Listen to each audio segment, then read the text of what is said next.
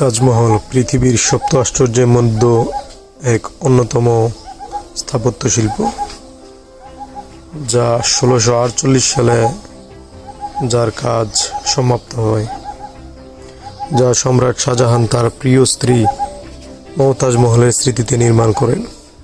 পুরোটাই শুভ্র মার্বেল দিয়ে গড়া, যার গায়ে সূক্ষ্ম কারুকার্য ও পাথরের ইনিলেই কাজ করা হয়েছে।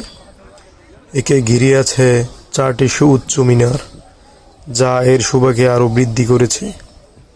প্রধান গম্বুজটি আকাশের সঙ্গে মিশে যাওয়ার মতো দেখায়, যা এর অসাধারণ নকশার কারণে সম্ভব হয়েছে।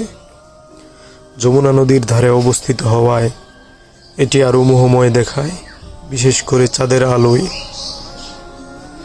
তাজমহলের মূল কাঠামোর ভেতরে মমতাজ মহল ও শাহজাহানের সমাধি অবস্থিত। এর দেয়ালে কোরআনের আয়াত খোদাই করা আছে, যা একে আরও আধ্যাত্মিক ও পবিত্রতা দিয়েছে। বাগান ও ফোয়ারার সুষম নকশা এর সৌন্দর্যকে আরও আকর্ষণীয় করেছে। তাজমহলের অপরূপ সৌন্দর্য পৃথিবীর বিস্ময়গুলোর মধ্যে অন্যতম। এটি শুধু একখানা সমাধিস্তম্ভ নয়, এটি এক প্রেমের কাব্য, যা যুগ যুগ ধরে মানুষের মন জয় করে আসছে।